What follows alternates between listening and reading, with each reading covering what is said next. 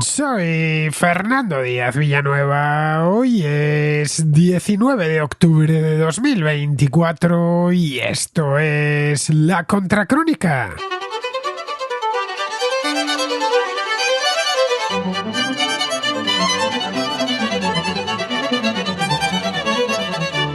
Bienvenidos al Contraplano, un contraplano que se ha hecho mucho esperar, aproximadamente un mes desde que hice el último, pero como os contaba aquí la semana pasada, no he podido pasar un sábado para poder hacer este programa, mejor dicho, un viernes, que es cuando preparo yo el contraplano y la contraportada.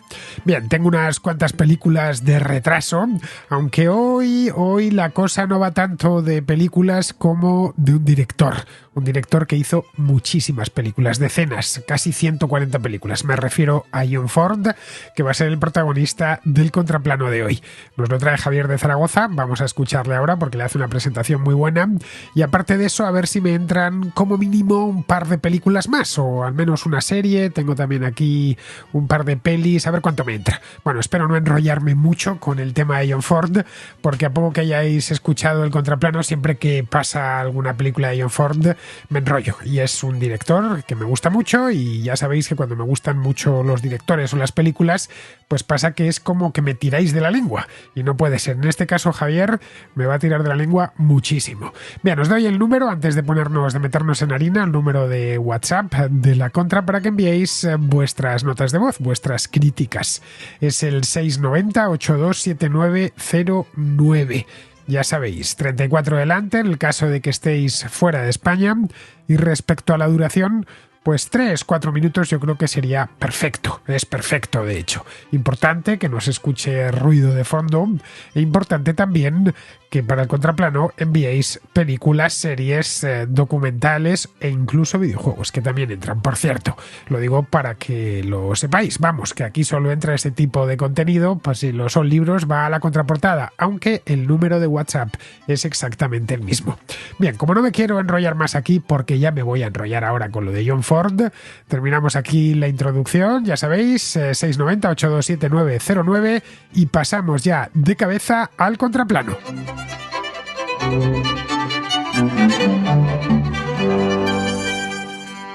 Empezamos, y os lo he dicho ya en la introducción, con Javier, que es de Zaragoza, que nos trae no una película, sino un director, uno de los mejores directores de la historia, uno de los más grandes directores de todos los tiempos, John Ford. En fin, han pasado por aquí algunas películas suyas a lo largo de los últimos años, que ya son unos cuantos los que venimos haciendo este programa, y digo bien, hablo bien en plural, porque es que este programa lo hacemos entre todos los contraescuchas y yo mismo, que soy el que dirijo un poco el tráfico, el que me encargo de ir pasando, no de seleccionar, porque realmente paso todas las notas de voz que me llegan con películas o series o documentales. A veces tardan más, otras veces menos, pero por aquí pasa todo. Para que rechace una tiene que o apenas oírse, o tener muchísimo ruido, en fin, que no sea algo emitible. Si no, todas son bienvenidas. Bien, el caso de John Ford es especialmente bienvenido, así que vamos con Javier, que nos va a contar lo bueno, lo realmente bueno, y esto creo que es bueno para los jóvenes, que es un director que murió hace ya 50 años,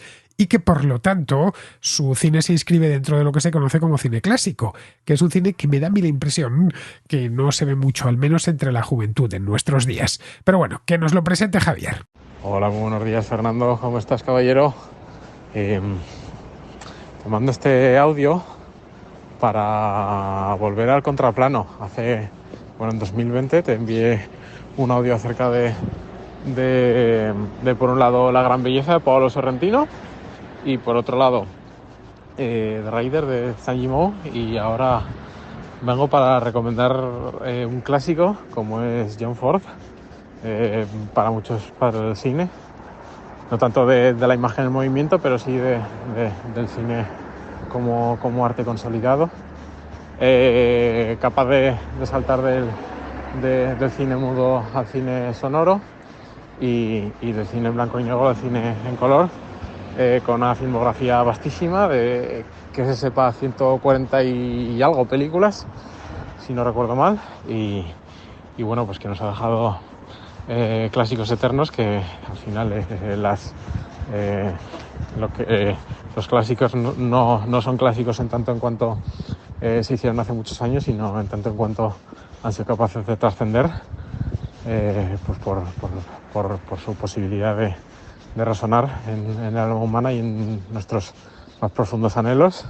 Y pues entre esas películas podemos encontrar La Diligencia, que se hizo antes de la Segunda Guerra Mundial y fue una revitalización del western, y en el que nos podemos encontrar la sociología de la sociedad americana, que sirvió además como patrón para el resto de western que estaban por haber.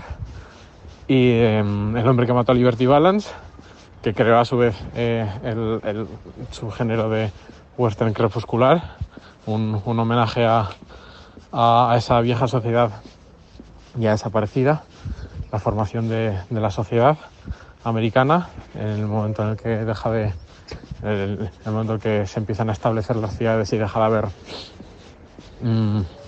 bandidos en un territorio en el que se empieza a imponer la ley. Y como además a través de esa leyenda que nos cuentan también nos están contando la realidad, porque a pesar de que en la película una de las frases más conocidas es when the legend becomes fact, print the legend. Cuando la leyenda se hace hecho, imprime la leyenda. Pero mientras te está contando esa leyenda, también te están contando al mismo tiempo el cómo realmente se forjó esa sociedad y los claroscuros de la misma, ¿no? De que realmente la historia no gira y no se desarrolla a través de casos de virtud, sino de los movimientos que generan las pasiones humanas. Y bueno, pues otro tipo de películas que ya no son western, pues como podría ser Mogambo, como podría ser Siete mujeres, película con la que cerró su filmografía. El sol siempre brilla en Kentucky, no tan conocida, pero desde luego no por ello menos bonita, menos enternecedora, que de hecho John Ford la consideraba su película favorita. Que Verde era mi valle, Las uvas de la ira, siempre con un enfoque social, intentando narrar las grandezas de la condición humana, también sus vicios, pero siempre con gran delicadeza, con tacto y intentando eso, defender un poco a la gente más desposeída, que tenía menos capacidad para defenderse. Así que nada, hasta aquí este audio. Un abrazo para todos los contraescuchas. Bueno, todo lo que diga de John Ford, todo lo bueno que diga de John Ford me quedaré corto. Ford es sinónimo de la grandeza del cine clásico. Y ojo, fue algo más que un director, fue todo un poeta visual. Las películas de John Ford, muchas de ellas desde luego te atrapan, porque son muchísimas, te atrapan directamente por los ojos. Fue un gran narrador de historias, un maestro en la construcción de grandes mitos, especialmente mitos estadounidenses, mitos americanos. Su carrera fue larguísima, él vivió muchos años, afortunadamente. Pues empezó a dirigir el año 17 y la última es del 70. Bien, pues estamos hablando de 5 décadas y consiguió dirigir, algunas han perdido, eso sí, de las primeras, aquellas cortos mudos que hacían, pero unas 140 películas. Bien, como os digo, la primera película de John Ford es de 1917, es decir, la Primera Guerra Mundial, y la última de 1970. Su último largometraje de ficción, esto nos lo ha contado Javier, fue Siete mujeres, que es del 66, si mal no recuerdo. Pero 4 años después, en el 70, dirigió un documental sobre el general Chesty Puller. Chesty Puller fue un general famosísimo. Fue el general, es el general de los marines más condecorado de la historia de Estados Unidos. Bien, este documental lo dirigió un par de años antes de morir. Murió 3 años antes de morir. Murió en el año 1973, John Ford. Pero él no lo vio estrenado, porque no lo estrenaron hasta unos años más tarde, no sé si el año 75 o el 76, no lo vieron ninguno de los dos. Puller creo que acababa de morir y esa es la razón por la cual le hicieron ese documental. Bueno, Ford, así de manera general, dejó una huella imborrable en la historia del cine, esa es la verdad. Definió géneros, forjó estrellas desde la nada, las fabricó él. Bueno, y ha dejado un legado que se ha convertido en pura leyenda. Le dieron un total a John Ford de 5 Oscars al mejor director. Ojo, 5. Pensad que la mayor parte de directores firman para obtener uno en toda su carrera. Bien, pues este hombre tuvo 5 y fue el responsable de lanzar a actores como John Wayne, sobre todo John Wayne, Henry Fonda también, James Stewart y alguno más. Es decir, que como director de recursos humanos, como jefe de reparto, no tenía precio, porque tenía una habilidad para, una vez tenía una historia entre las manos, encontrar al actor adecuado que iba a encarnar a esos personajes como pocos directores. El hecho es que John Ford no se llamaba John Ford, él se llamaba John Martin Finney. Había nacido en 1894, es decir, 2 años antes de que naciese oficialmente el cine, y nació en el otro extremo de Estados Unidos. Es decir, si pensamos siempre en John Ford como en el salvaje oeste, él nació en el estado de Maine, que es el más occidental de todo Estados Unidos, frente a las costas del Océano Atlántico, justo al sur de Canadá. Nació en el seno de una familia de inmigrantes irlandeses, lo cual, conociendo alguna de sus películas, especialmente El hombre tranquilo, pues es fácil de imaginar. Él, de hecho, llevaba muy a gala el hecho de ser hijo de irlandeses y la herencia cultural de sus padres que había recibido. En todo eso, el hecho de que él se consideraba Irish American, es decir, irlandés estadounidense, le gustaba presumir mucho y decía sentir mucha conexión con las tradiciones irlandesas, con el folclore. En fin, esto es bastante habitual en los Estados Unidos, ya sabéis, hay algo que denomina el ancestry, es decir, tus antepasados, algo que por lo menos en España nos da un poco igual, es decir, lo último que pensamos es de dónde vinieron nuestros antepasados. Lo más normal es que vengan en el caso de la España actual, bueno, pues de algún pueblo que llegarían en la época de la gran migración, ya en el siglo XX, pero la mayor parte de los antepasados de la mayor parte de españoles son de la propia España. Pero no sucede lo mismo con los Estados Unidos, de ahí que viven un poquito obsesionados con este tema. Es muy común que uno lea una nota biográfica de una actriz o de un cantante o de un futbolista o de quien sea y te digan, bueno, fulanito tiene sangre o orígenes de Irlanda, de Alemania, de Francia, de no sé qué, y dices, bueno, ¿y cómo lo sabe? Y es porque han hecho su árbol genealógico. Bueno, volviendo con John Ford, que ya digo, Finney, perdón, era como se llamaba este hombre, y era irlandés. Lo que pasa es que Finney con 2 es al principio, Finney. Finney no quedaba muy bien, aunque si hubiese dirigido como John Martin Finney, se hubiese convertido también en una estrella. Aquí lo del nombre era lo de menos. Lo que pasa es que a él le sonaría más estadounidense, más americanazo, eso de John Ford. Lo de Ford, que es un nombre como muy de los Estados Unidos, a pesar de que es una palabra, como bien sabemos todos, de origen inglés. Bien, su camino hacia Hollywood comenzó siendo él muy jovencito, tenía solo 20 años. Y decidió irse a California junto a su hermano mayor y allí a trabajar en la industria del cine directamente. Él en principio no soñaba ni siquiera con convertirse en director, pero el cine le apasionaba. Él se enroló en la industria del cine como actor de extra, vamos, y como asistente de dirección, que es lo que llegó a conseguir pues a la vuelta de 2-3 años, porque el tipo era realmente bueno. De hecho, le mostró tanta voluntad, le puso tanta voluntad al tema que 3 años más tarde, en 1917, ya estaba dirigiendo su primera película. Es decir, que apenas en solo 3 años. Vamos, evidentemente mudo, porque en 1917 todo el cine era mudo. No sería hasta los años 30 cuando realmente él siguió dirigiendo durante los años 20, pero los años 30 es cuando John Ford empieza a dar de sí todo lo que tiene dentro, que es muchísimo. Es la época dorada, es cuando empieza la época dorada de John Ford, que dura hasta la década de los 60. En esto tuvo mucho que ver que a partir del 27 las películas empezaron a ser con sonido. Y ahí es donde su talento como narrador se amplificó, se disparó. Él tenía además una maestría tremenda en el manejo de la cámara y junto con el sonido, pues las puestas en escena eran espectaculares. Fue en esta época cuando empezó a forjar su reputación como el rey del western. un título, una dignidad que consolidaría con varias películas, aunque no solo hizo eso, ¿eh? La principal de las primeras que hizo y la que le coronó como rey del western fue una muy famosa, el 39, titulada La Diligencia, que a mi juicio es una obra maestra, sinceramente. Redefinió por completo el género del western, en buena medida se lo inventó y catapultó a la fama a John Wayne, que se convertiría a partir de ese momento ya en su actor fetiche.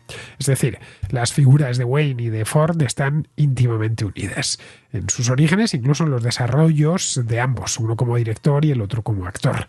El tema es que le empezó a interesar muchísimo, viendo que además estaban de moda y que las taquillas eran buenas y había mucha demanda de películas del oeste. Él encontró un lugar en Monument Valley, que está, esto es un desierto que hay, una belleza sobrecogedora, que está en la frontera entre Utah y Arizona. Él encontró ahí unos exteriores, a este hombre le encantaba rodar en exteriores cuando no era muy habitual rodar en exteriores, cuando casi todo se hacía en los estudios. Encontró en Monument Valley los exteriores perfectos para muchos de sus westerns. Esa zona es preciosa. Vamos, no sé si habéis estado alguna vez físicamente, pero a poco que veáis en fotografía veréis que es de una belleza sobrecogedora. No hace falta ni que vayáis, con que veáis algunas películas de John Ford ya podréis ver Monument Valley, porque creo que es quien mejor lo ha llevado a la pantalla. Vamos, esto le permitía también, en un lugar con tanta luz, con esos paisajes abiertos, esos horizontes que no se terminan, le permitió, desplegar todo lo que sabía y además hacer un montón de experimentos cinematográficos. La fotografía, por ejemplo, en John Ford, sobre todo en estas películas, es magistral. Le permitía también hacer usos diferentes del color. El color, a partir de los años 30, sobre todo en grandes producciones, empieza a ser habitual. A partir de los años 50 ya empieza a ser la norma, y en los 60, prácticamente todas las películas que se ruedan en color. Pues lo que hizo Ford es transformar aquello Monument Valley en un espacio mítico. Vamos, yo creo que todos los que somos aficionados al cine, en el momento en el que nos lo dicen, leemos lo de Monument Valley y pensamos en John Ford automáticamente. Luego, cuando ya su carrera se había lanzado, después de La Diligencia, poco después empezó la Segunda Guerra Mundial.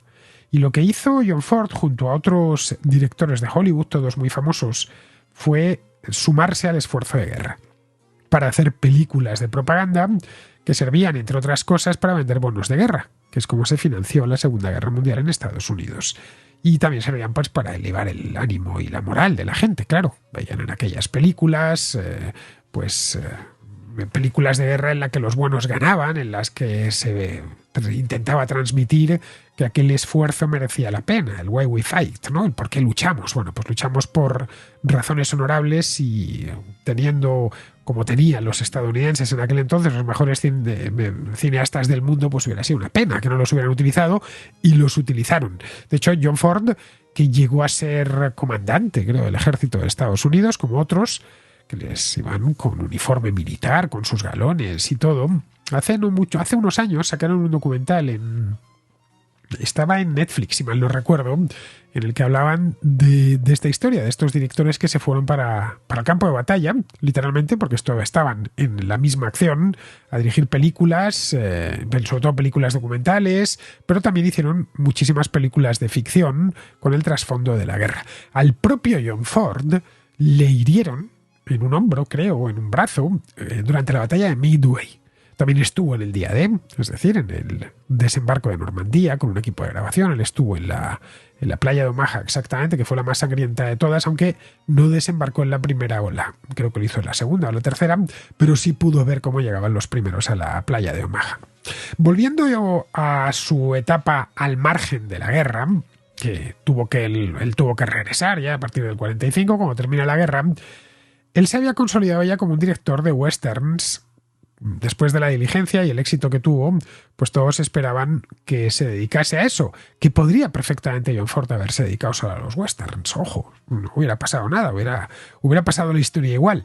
Pero tenía muchas cosas que contar y no se quiso encasillar en un género, ni mucho menos. La filmografía de John Ford es riquísima y muy variada.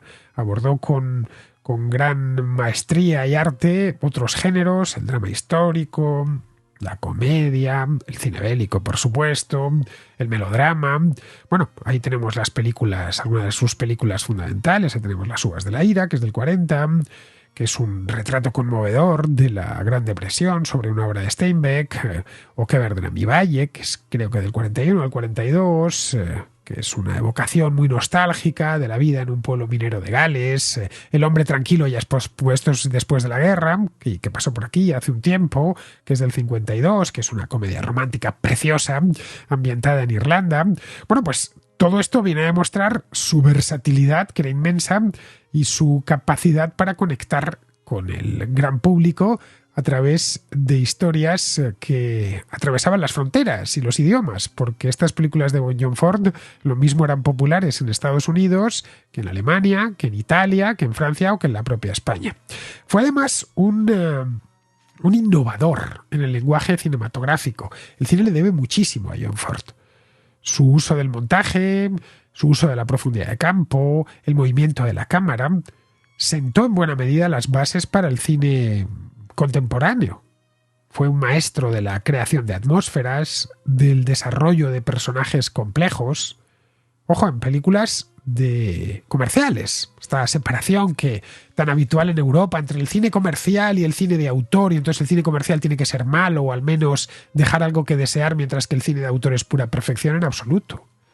John Ford no hacía cine de autor, no sabía ni lo que era eso, él hacía cine, contaba historias lo mejor que podía. Estaba en el lugar adecuado para hacerlo, que en Estados Unidos, el Hollywood de los años 40 o 50, con películas muy bien financiadas. De hecho, su influencia en directores de cine posteriores, algunos de estos que hacen cine de autor, caso de Akira Kurosawa, por ejemplo, el japonés, o Sergio Leone, que de nuevo volvió a hacer cine comercial, Steven Spielberg, Martin Scorsese. Su influencia es clave, y no porque lo diga yo o porque lo dijese él, sino porque lo han reconocido ellos mismos. Todos han reconocido su deuda con Ford. Pero bueno, aparte de eso, luego personalmente era un tipo con un especial magnetismo. Iba con su pipa. Habréis visto retratos, que una pipa larga de esta, no como la de MacArthur, pero se llevaba en aquel entonces lo de fumar en pipa y le gustaba posar con ella. Era un tipo con un carácter, por lo visto, fortísimo, un temperamento explosivo. Era también algo sentimental, muy patriota. Él cuando en la Segunda Guerra Mundial, cuando tiene que ir a grabar, a rodar a los soldados combatiendo, pues se queda conmovido de la entrega de todos estos chicos, ¿no?, durante la Segunda Guerra Mundial. Y esto le marcó muy profundamente. Y esto luego se refleja en muchas de sus películas. En definitiva, que este tipo fue un creador de mitos. No hay pocas películas de John Ford que te dejen impasible. Da igual que hayan pasado 60, 70 u 80 años desde que se dirigieron. Te pones a verla ahora y son películas que te enganchan, con grandes historias y muy bien rodadas. Tienen héroes, villanos, paisajes épicos, las historias de lucha, historias de redención. Bueno, eso es a fin de cuentas lo que fabrica un buen director de cine, sobre todo si vive muchos años y tiene la ocasión de dirigir muchas películas. Vamos, que en Estados Unidos le deben mucho, porque una parte de la identidad nacional va íntimamente unida al cine de John Ford, de la identidad nacional a lo largo del siglo XX. Esa es la realidad, esa es la razón también por la que hay tanta bibliografía en torno a John Ford. Si vais a la sección de cine de cualquier librería, no digamos ya, si vais a una librería especializada en cine, veréis un montón de obras de John Ford. Se le analiza desde todo punto de vista. También, por cierto, desde el punto de vista político. Bien, una vez y sabía que me iba a enrollar, pero una vez ya hemos comentado un poquito algo sobre John Ford, esto lo hago para los jóvenes, porque sé que los que tenéis mi edad conocéis bien a John Ford porque sus películas las pasaban cuando éramos niños en la tele continuamente. Pero los que tengan ahora 20 o 25 años, pues difícilmente se van a encontrar con una película de John Ford porque ya no ven la tele. Entonces ya no, eso de por las tardes que pasaban en los años 80, que de pronto te ponían La Diligencia, entonces te la veías y te encantaba, y a la vuelta de 3 años volvían a pasarla de nuevo a la misma hora o de noche y la volvías a ver y te seguía gustando, por supuesto. Bueno, pues esto ya no se hace porque ya nadie ve la televisión, o muy poca gente, desde luego. menos que nadie los menores de 25 años. Esos tienen que ir a buscar las películas. Tienen mil maneras de ver películas, pero claro, estamos hablando de no es como antes, que te la pasaban, ahora tienes tú que ir a por ella. Bueno, me costaría mucho decantarme por una película de John Ford, porque he pensado, a ver, ¿qué película recomiendo? Ahora que ya nos ha traído Javier esto, puestos a escoger, es que son muchas, que son 140. Caray, no sé, ¿qué puedo decir? ¿Cuál es mi favorita? Pues depende del momento, incluso el año. Hay unas cuantas que sí podría... No creo, de hecho no las he visto todas, ni mucho menos, pero sí una buena parte, algunas varias veces. Pero bueno, voy a intentar recomendar 4 o 5 que me han gustado mucho. Veamos. La primera sería, ya he hablado de ella, La Diligencia, del año 39, sin duda. Esta película es, como os decía antes, una obra maestra. Y no del western, una obra maestra, sin más. Y además es, como os decía, un punto de inflexión en la carrera de Ford. Bueno, aquí lo que tenemos es una típica historia del oeste. Hay una serie de personajes muy distintos entre ellos. Hay un médico que es alcohólico, por cierto, una prostituta, un fugitivo. Tienen que compartir un viaje en una diligencia.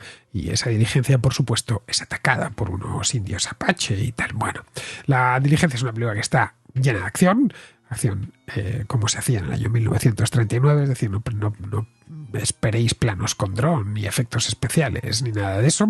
Tiene también mucho suspense, algunos personajes memorables, como el caso de John Wayne que os decía antes.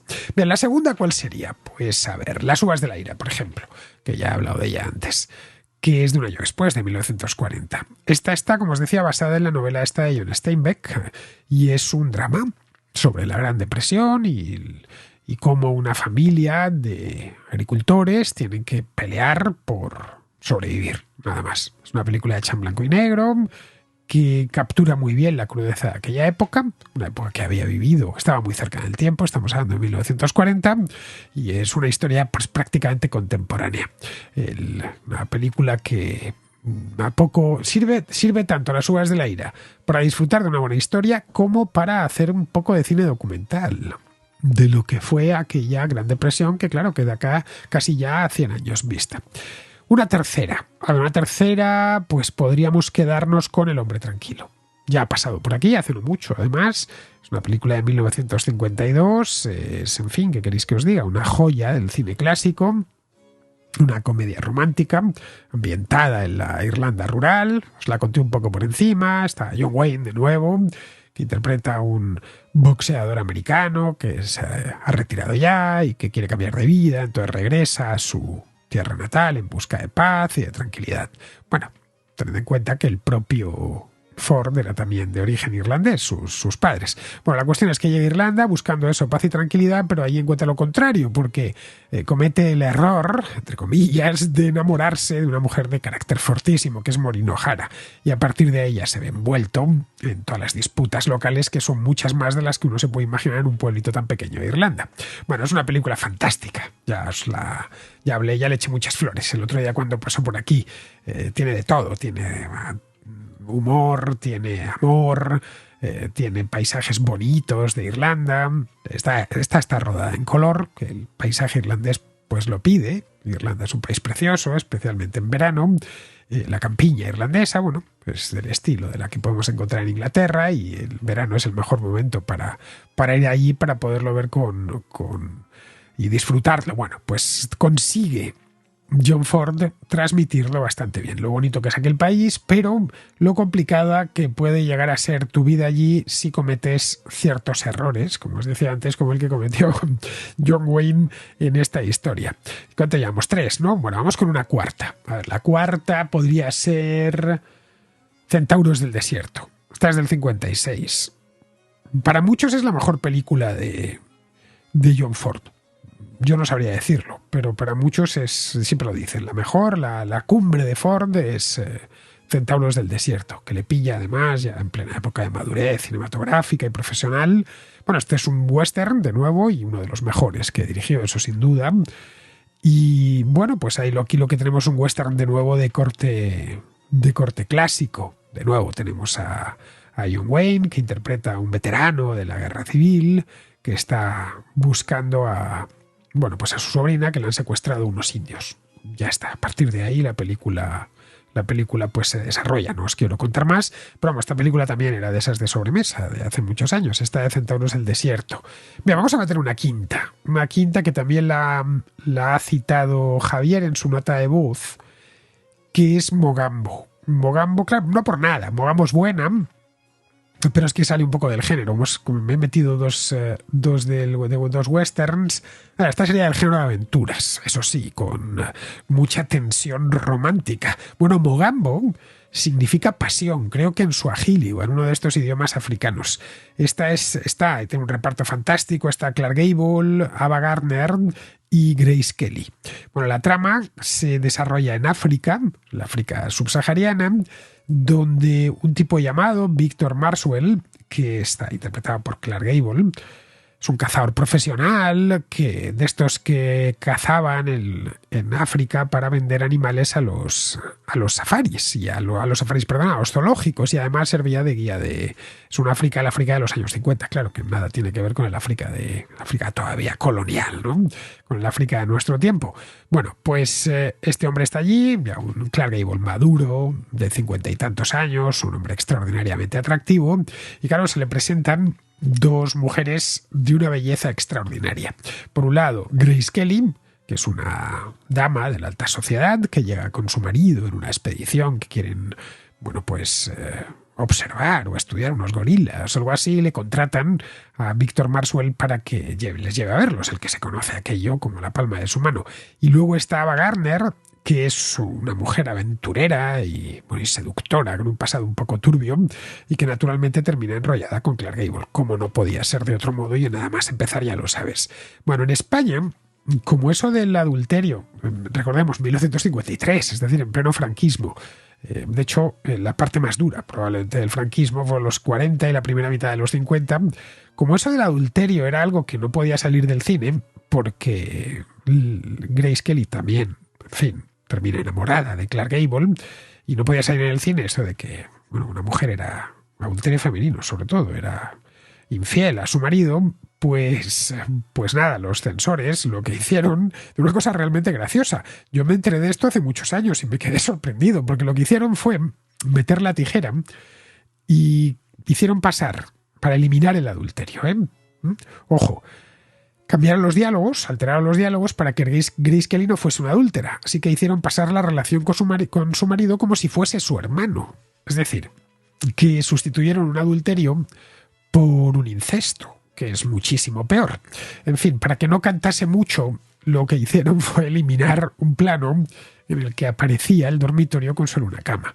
Muchos años después, pues debía ser ya los 70, volvieron a pasar, ya esta vez en televisión, Mogambo, la versión, digamos, sin censura. Ya cuando se eliminó la censura, claro, muchos españoles que la habían visto en el cine en aquel momento dijeron, bueno, algo nos habíamos perdido, algo importante nos habíamos perdido en la que nos dieron en el cine hace 20 años. Bueno, pues eso, esto sirva como anécdota de lo absurda que llegó a ser la censura, y que en muchas ocasiones no era tanto censura política como esa censura de las buenas costumbres, en fin, el nacionalcatolicismo tenía, especialmente al principio, su parte católica tenía muchísima fuerza.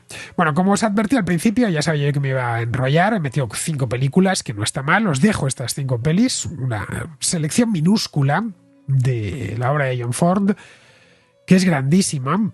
No son necesariamente las mejores, pero sí las primeras que me han venido a la cabeza. Así que, en fin, le he metido muchas más. Me he apuntado aquí en una hoja un montón de ellas, pero al final, bueno, son las que tenía en la cabeza, y sobre todo creo que son las que tengo más frescas de John Ford, y las que he visto, pues a lo mejor los últimos 2-3 años, sí, por ahí, más o menos. A mí me gusta ver cine clásico, y ahora ya no es tan fácil porque ya no venden los DVDs, o los venden pero poco. Pero hace como 10-15 años, os lo he contado muchas veces, una especie de época de oro en la que te encontrabas peliculones en DVD por 3 euros, por 2 euros, por 1,99 €. Yo me los llevaba como al peso prácticamente. Porque ¿cómo puede ser tan barato llevarte para tu casa una obra maestra del cine por 1,99 €? Bien, eso se acabó hace ya tiempo, pues cuando se dejaron de comprar DVDs y la gente empezó a ver cine en las plataformas.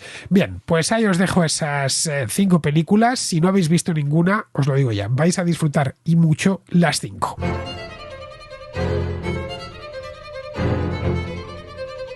Seguimos con Carmelo, que nos trae una serie que yo desconocía completamente, pero que tiene muy buena pinta. La dan en Disney Plus. Hola Fernando, te mando esta nota como continuación de una contra que acabo de escuchar. Resulta que tengo una suscripción a Disney Plus de estas Navidades para estar con mis sobrinos poniéndoles películas y ha caído en mis manos The Dropout, que es una miniserie de 8 capítulos que estaba dentro de Disney Plus, de esta plataforma. Entonces, resulta que yo no había oído hablar de esta serie, pero es interesantísima. Y cuenta la historia de Elizabeth Holmes. Al verla, me he acordado de una contra que hiciste con Andrea hace unos meses y he vuelto a escucharla. La contra. Y es que es apasionante la historia de Elizabeth Holmes. En esta contra que hiciste con Andrea decíais que esta historia daría para un thriller apasionante, para una historia, bueno, pues existe, ¿vale? Porque es una serie de 2022 y es espectacular. Es un biopic, pero ya te digo que a veces adquiere, sobre todo en la segunda mitad la segunda parte de la serie, adquiere tintes de thriller. Incluso los 3 primeros capítulos hay alguno que es incluso anodino, ¿vale? Pues dice, porque se dedica a construir el personaje y a explicar de dónde viene, pues su paso por Stanford, su breve paso por Stanford, por universidades de élite. Y ya te digo que no acabas de enganchar. Eso sí, en el 4 capítulo ahí hay un clic y no puedes dejar de verlo. O sea, me ha pasado que no he podido dejar de verla hasta el final. Porque es que la historia, como bien decíais en esa contra, Andrea y tú, la historia es realmente apasionante. La serie cuenta con un reparto extraordinario, tiene actores muy de renombre como Amanda Seyfried, como Nadine Andrews, como William Macy y luego muchísimos secundarios que, bueno, pues son muy conocidos de otras series, ¿vale? Pues como Alan Ruck, que sale en Succession, Stephen Fry, Elizabeth Marvel, muy conocida, Marilyn Rescue, bueno, Mitchell Hill, muchos actores muy conocidos. Para personajes y muy secundarios. Incluso este mismo Sam Waterston aparece como el antiguo secretario de Estado con Reagan, George Shultz, que tuvo un papel, diría alucinante, si no alucinógeno, en toda esta historia. Todo es si no fuese por lo trágico que es, todo es de chiste. Bueno, pues recomiendo esta serie a todo el mundo. Es una miniserie, claramente no va a tener ninguna continuidad porque empieza y acaba, cuenta la historia de Elizabeth Holmes en formato biopic y ya lo digo, si queréis pasar 8 horas, bueno, 7 horas de 8 capítulos de diversión y de thriller apasionante y de conocer una historia extraordinaria, pues os la recomiendo. Un saludo. Como decía antes, Carmelo, no conocía esta serie, me pasaba lo mismo que a ti, con la diferencia de que, claro, yo no tengo niños y entonces no tengo Disney Plus contratado en casa. Si lo tuviese, pues seguramente me habría encontrado con ella y ya la habría visto.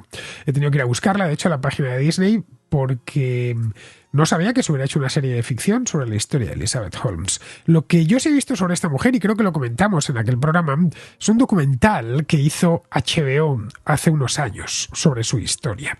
Este documental creo que es del año, no sé si 2019 o 2020, uno de los 2 años, pero vamos, de hace ya como 4 años, más o menos, cuando ya había estallado el escándalo. Pero todavía no había sido condenada ni juzgada, el juicio vino después.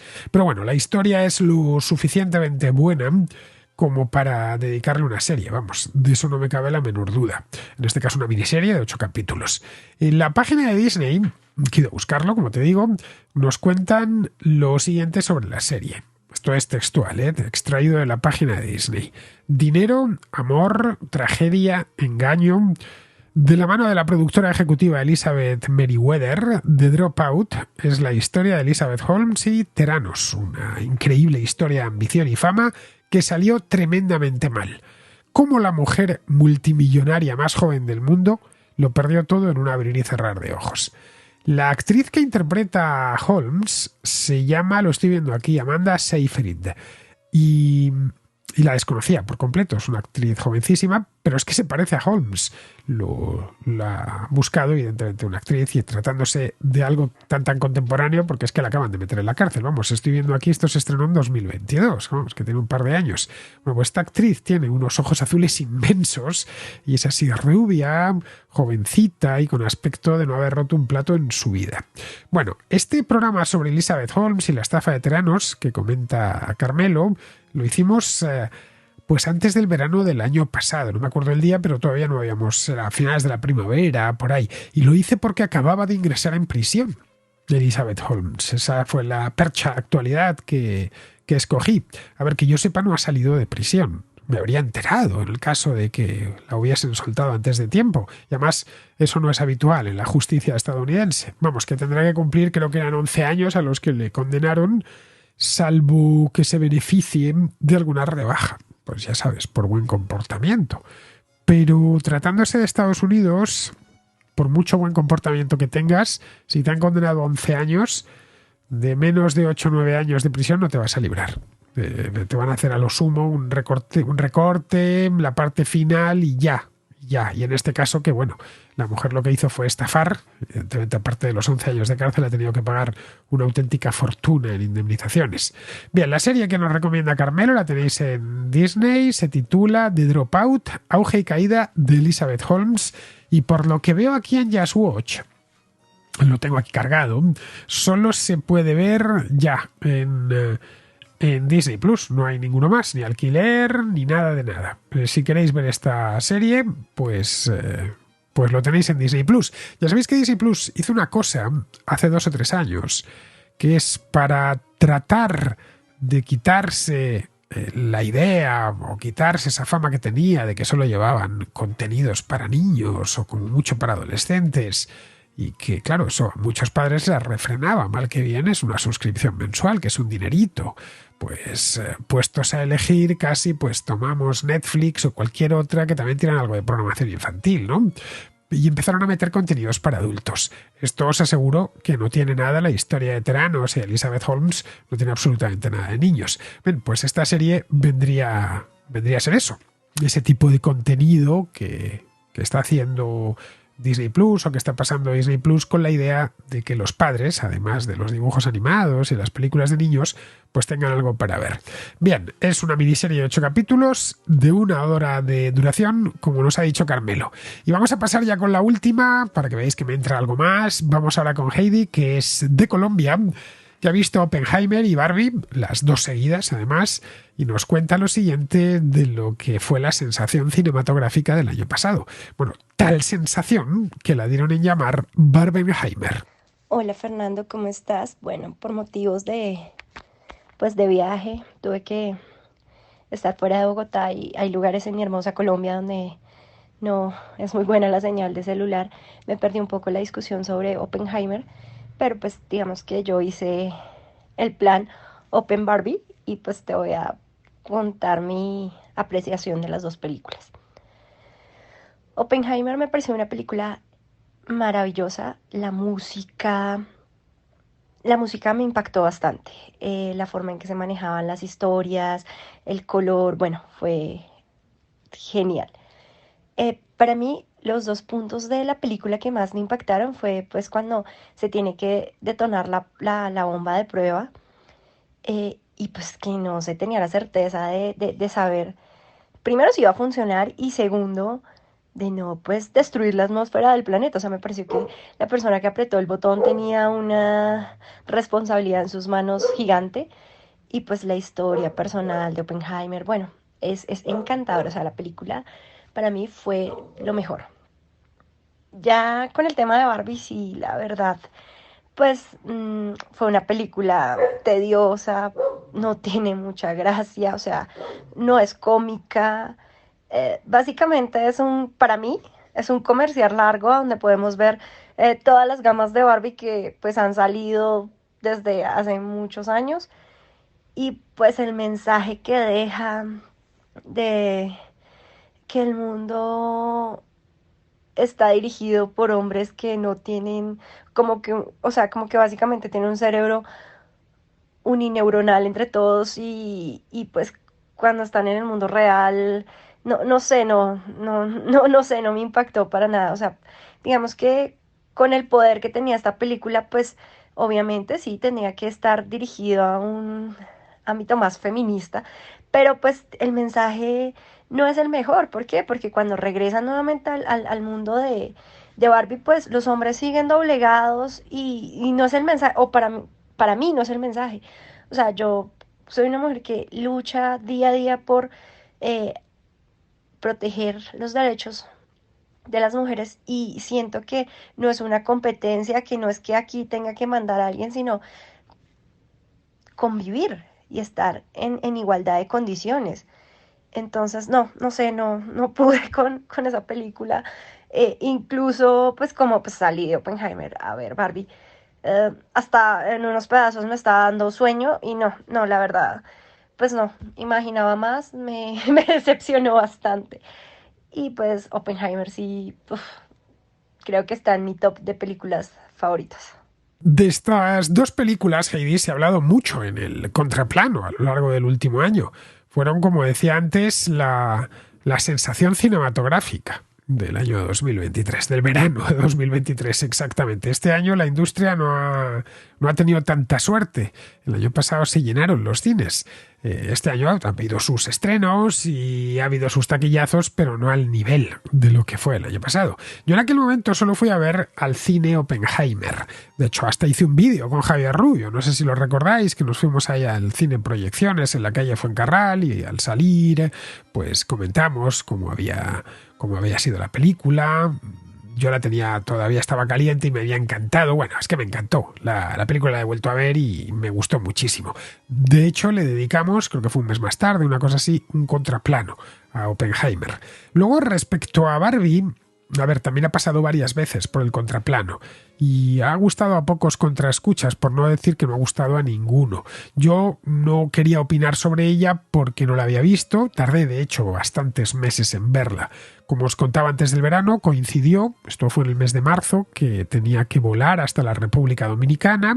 Como aquello está lejísimos, pues nada, el avión de Europa no es que te ponga películas, es que están los sistemas estos de entretenimiento en vuelo y vi que pues el avión que me llevaba hasta allí tenía esta película dentro del sistema y nada, pues me la puse. Ya dije, bueno, pues que me mato dos pájaros de un tiro, me entretengo un rato y además veo una película que han visto toda la comunidad de contraescuchas menos yo mismo. Y la verdad no me gustó demasiado. Ojo, es cierto, es que no es el cine, que no deja de ser la pantallita de un avión, pero que no me gustó mucho. Esa es la verdad, ya os lo expliqué aquí. Es que me parece una película tontorrona, con algún punto minúsculo salvable y poco más, pero en líneas generales es una película mala, forzada y sin demasiada gracia, sin ninguna de hecho. No sé, quizá a las niñas de 14 años les guste, pero tampoco estoy muy seguro de eso, ¿eh? La directora no consiguió hacer que lo que trata de contar tenga sentido, o lo que cuenta directamente tenga sentido. Y ese es uno de los peores pecados que puede cometer un director de cine, un escritor de una novela o de una obra de teatro, es decir, alguien que está contando algo. Que dices, bueno, vale, 2 horas, hora 3/4. ¿Y qué me quieres decir? ¿Qué estás contándome exactamente? En el cine es muy llamativo porque va todo muy comprimido. De ahí que sea tan difícil dirigir películas. Una novela, mal que bien, a poco que sea larga, pero vamos. Pero bueno, por si alguien no la ha visto, aquí se la dejo junto a la otra, junto a Oppenheimer, que es así, esa es realmente una buena película.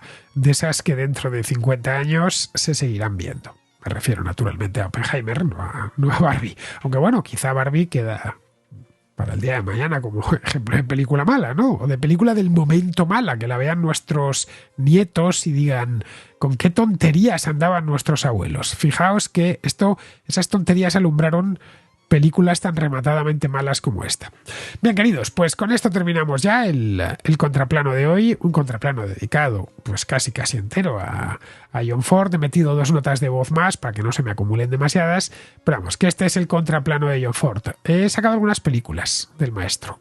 Algunas han pasado por aquí y otras no, así que sentiros libres, por favor, y podemos hablar pues de las uvas de la ira, por ejemplo, que nunca ha pasado por el contraplano, podemos hablar con más calma. Bien, queridos, pues con esto termina ya el programa y ya sabéis, mañana es domingo, los domingos hay Contrarréplica y estaré aquí de vuelta. Hasta mañana.